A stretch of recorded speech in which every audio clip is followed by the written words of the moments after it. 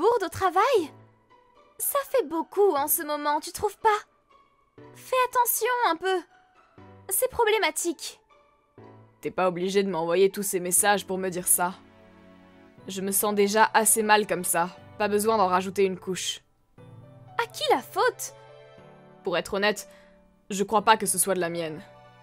Ah bon? Ça fait déjà plusieurs fois que je vérifie un travail et qu'il est modifié après coup avec une erreur en plus.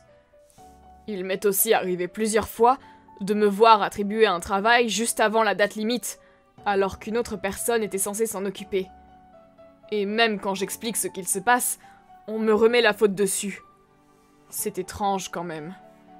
C'est normal que tu fasses des bourdes si tu remets la faute sur les autres et que tu te remets pas en question. T'es un adulte, tu devrais pouvoir reconnaître tes erreurs. Je sais, mais c'est quand même suspect tout ça. Tu sais, notre maison appartient à l'entreprise.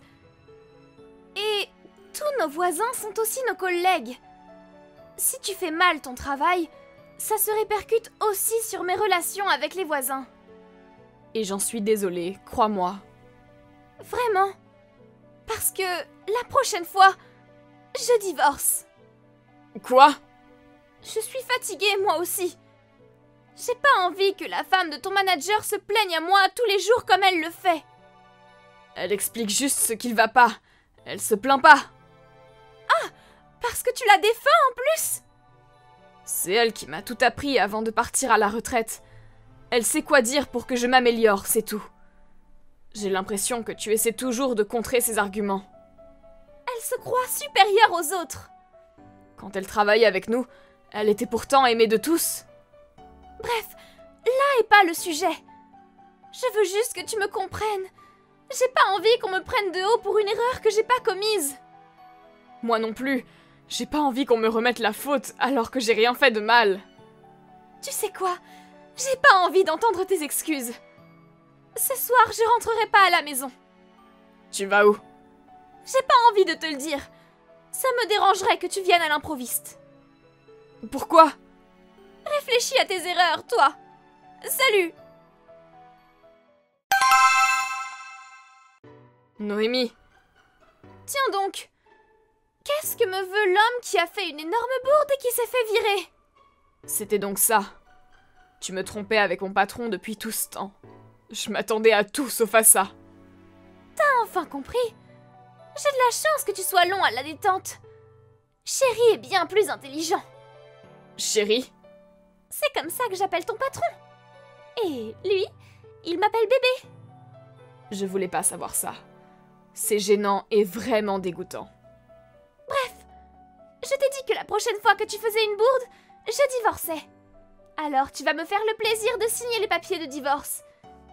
Et si tu refuses, je te paierai pas les dommages et intérêts. De toute façon, je devrais sûrement payer pour l'erreur que j'ai faite avec cet argent. J'aurai plus rien. Vous êtes vraiment des lâches. Grâce à ce divorce et cette indemnisation, t'auras pas de dette, c'est déjà ça. Mais tu m'as trompé avec mon patron. Vous m'avez tendu un piège, et vous avez fait en sorte que je gagne rien dans l'histoire, mais que je finisse pas avec des dettes non plus, histoire qu'on puisse divorcer sans problème. Peut-être bien. Si je peux me marier avec Julien, tout ça sera parfait. Et toi, tu te retrouves tout seul, mon pauvre. Ah, qu'est-ce que je me sens bien. Dis-moi, ça fait comment de se retrouver viré et d'avoir tout perdu? Je serais toi, je m'inquiéterais plutôt pour moi-même. Comment ça? Notre patron a divorcé à 41 ans et était célibataire jusqu'à ses 48 ans. Tu sais pourquoi? C'est simple. Personne ne l'intéressait jusqu'à ce qu'il me rencontre. C'est ce qu'il t'a dit? Oui. Il y a 5 ans, pendant le barbecue organisé par ton entreprise après qu'on se soit mariés. Tu sais, celui où les familles étaient invitées et où je suis allée. Julien m'a remarqué ce jour-là, même si j'avais que 24 ans à l'époque. On s'est échangé nos numéros, et un mois après, je t'épargne les détails. Donc tu m'as trompé alors qu'on venait de se marier, et ça a continué comme ça pendant 5 ans? Je suppose que t'as tout fait pour pas tomber enceinte, c'est ça? C'est ça. Divorcer alors qu'on avait un enfant, ça aurait été bien plus compliqué. Maintenant, on va pouvoir avoir un enfant avec Julien. Et je vais devenir la femme d'un patron. La femme de ton manager va enfin arrêter de me prendre de haut. D'accord. J'ai donné les papiers du divorce à Julien. Tu les signeras et tu t'occuperas des démarches. Eh bien, ça c'est de l'efficacité. Je me suis dépêchée d'aller chercher les papiers pendant ma pause de midi. J'ai qu'une envie, c'est de couper les ponts avec toi et d'oublier tout ce que tu m'as fait. Si ça peut te faire plaisir, je donnerai les papiers le plus vite possible. C'est bien. Tu reviens pas à la maison, si. Je pars dans la semaine, donc tu te débrouilleras avec Julien. Ok. Adieu. Salut. Comment tu vas? Qu'est-ce que tu veux? Ça fait longtemps qu'on s'est parlé. Et? Sois pas si distant, s'il te plaît. C'est vrai qu'il y a 4 ans, tu m'as rien fait qui mérite que je sois distant. Je suis désolée pour ce que je t'ai fait. Pour être franche, j'ai l'intention de divorcer. D'accord. J'ai compris pourquoi à l'époque, tu m'as dit que je devais m'inquiéter pour moi-même. Je sais maintenant que l'ex-femme de Julien est partie parce qu'elle pouvait plus supporter la mère de Julien. Donc toi aussi t'as été sa victime? Oui. En plus, comme j'ai déjà été mariée avant, elle passe son temps à me rabâcher ça. Nos enfants sont toutes des filles. Alors elle me blâme pour pas avoir donné un héritier pour l'entreprise. Et Julien est trop occupé avec la reconfiguration de l'entreprise et ne m'aide pas du tout. Je peux plus supporter cette situation. C'est dommage. T'étais au courant, non? Que l'entreprise de Julien va mal. Oui. J'ai entendu dire que t'avais monté en grade à ton nouveau travail. En effet, je suis directeur commercial. En seulement 4 ans. Et après avoir été virée en plus. C'est vraiment super. Et donc, pourquoi tu me dis ça? On pourrait se remettre ensemble. Pardon? Tu dois être occupée avec le travail. Ça te ferait du bien d'avoir une femme à tes côtés. Et puis, maintenant, j'ai de l'expérience en tant que femme de patron. Je sais comment ça se passe. Tu pensais que j'allais accepter? On va pouvoir créer notre propre famille maintenant. Je tombe facilement enceinte. Alors, si on veut un enfant, on pourra l'avoir tout de suite. Sans façon. Allez, sois pas comme ça. Pour tout avouer, je suis mariée et j'ai un enfant. Quoi? Sinon, je suppose que tu sais pas pourquoi l'entreprise de ton mari va mal. Hein? Il faut remonter à il y a 4 ans. Quand j'ai été virée, Paul, mon ancien manager, a aussi démissionné. Non? Oui? Et plusieurs autres personnes sont aussi parties. On m'a rien dit, mais plusieurs familles ont quitté leur logement pas longtemps après ton départ. Qu'est-ce qu'il s'est passé? Paul a monté sa propre entreprise. Ah bon? Oui. Et dans le même domaine que l'entreprise de Julien. Vraiment? Paul a toujours été maltraité par Julien, parce qu'il était jaloux de ses compétences. Il s'est donc dit qu'avec un patron comme ça, l'entreprise tiendrait pas le coup. Si je comprends bien, il a prédit ce qu'il se passe en ce moment même. Les employés qui ont démissionné juste après Paul l'ont rejoint pour travailler avec lui. Et il m'a aussi proposé un poste. C'est pas vrai! Au moment où je pensais t'en parler, il s'est passé ce qu'il s'est passé. On a divorcé et j'ai été virée. Je savais pas! Je voyais plus l'intérêt de t'en parler.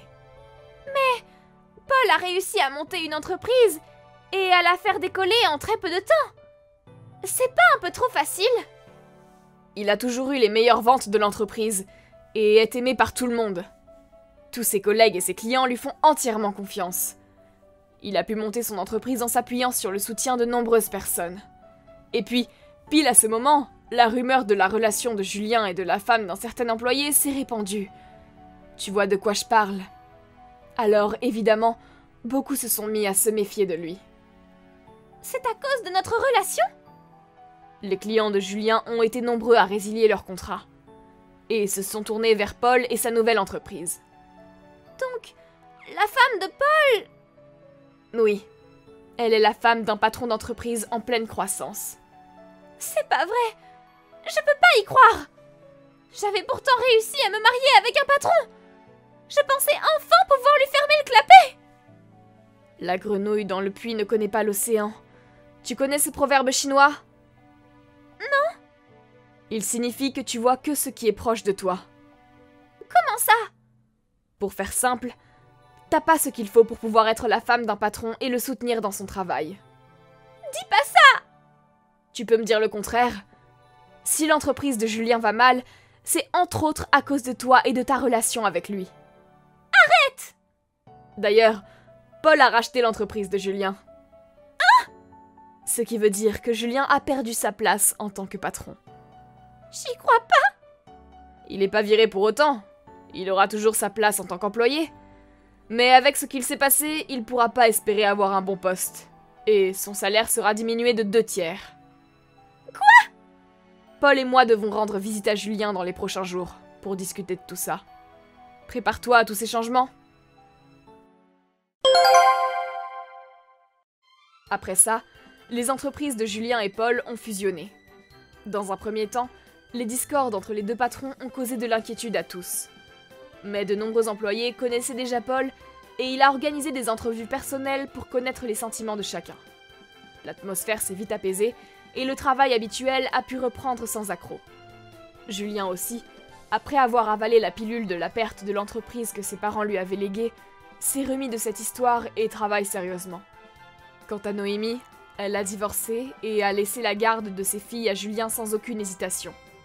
Sans perdre de temps, elle s'est remise à la recherche d'un autre mari riche, mais ayant divorcé 2 fois, ayant des enfants et un sacré caractère, la recherche se révèle être difficile. Ne pouvant pas mettre sa fierté de côté, elle ne cherche toujours pas de travail. Noémie profite donc de la retraite de ses parents et reste une chômeuse qui passe son temps à dépenser l'argent des autres.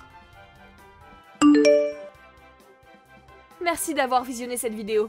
N'hésitez pas à la liker et à vous abonner.